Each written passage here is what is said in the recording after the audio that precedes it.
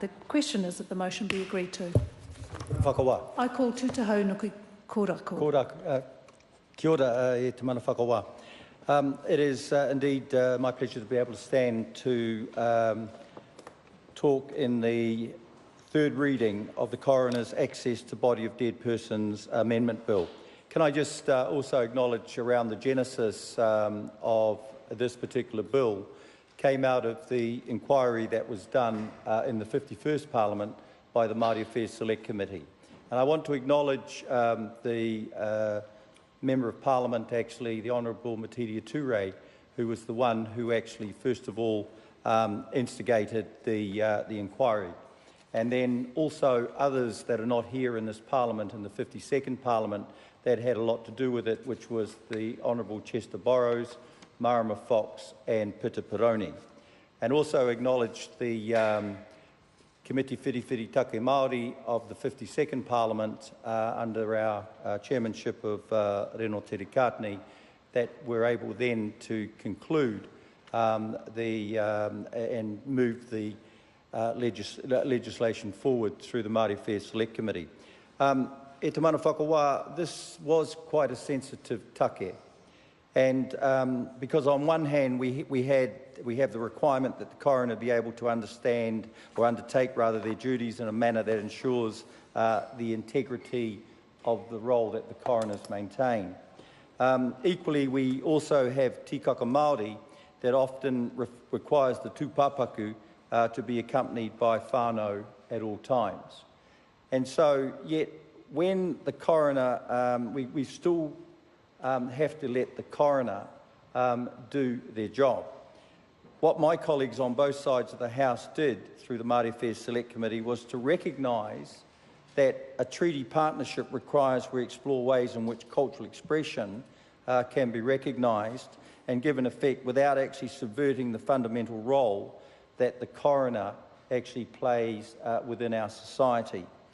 So, looking at that, it's about the recognition of the Treaty of Waitangi, which actually means recognition of the treaty partners, both being Māori and also Pākehā alike.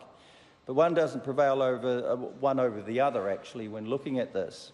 And so rather we try to work actually within the best interests of each other.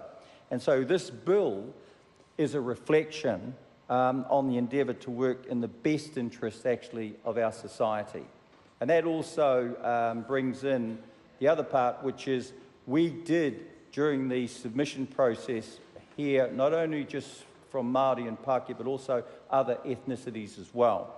So, before I go into the detail of the Section 26 amendments, probably just some background also, particularly with the stats, because an estimated 31,000 deaths actually occur each year in Aotearoa, and most are the result of natural causes.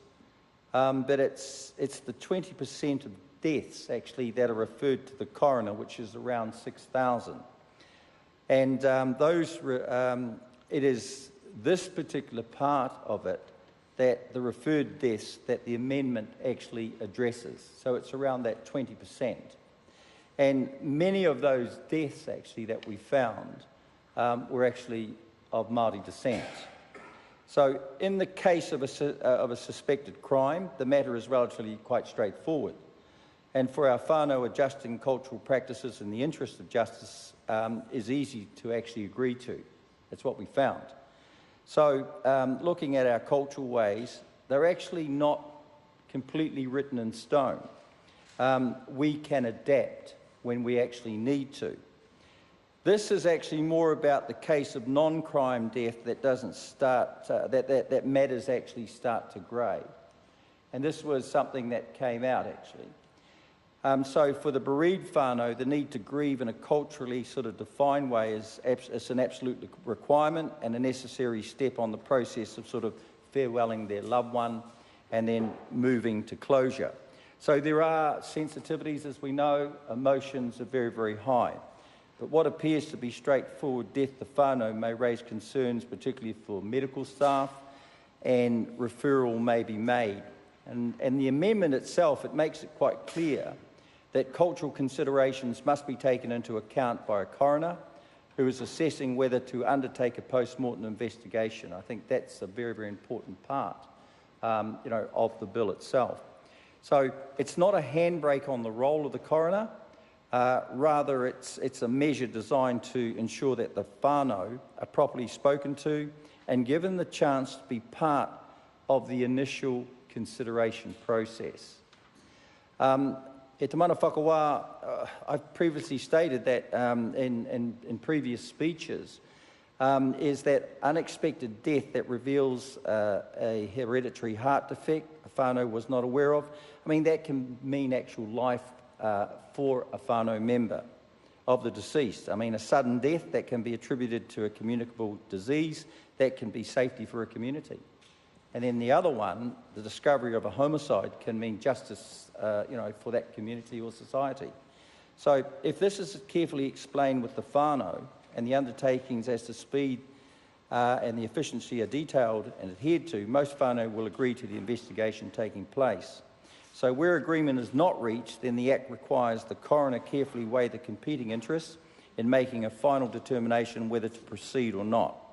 So, e te mana whakawā, looking at this bill, I believe, as we do, I'm sure, right across the House, is that this is a good solution and it's also a good outcome.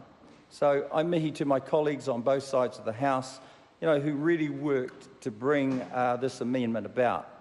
And also, as I mentioned earlier, to the previous members of the Māori Affairs Select Committee, the 51st Parliament, and I just want to acknowledge too, and to mihi the Minister, the Honourable Andrew Little, and acknowledge him and thank him for bringing this bill to the House.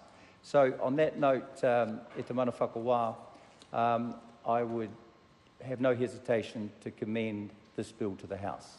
Kia ora tātou. Madam Speaker. I call Rena Te Rakatani. Thank you, Madam Speaker, and I too stand in support of this bill.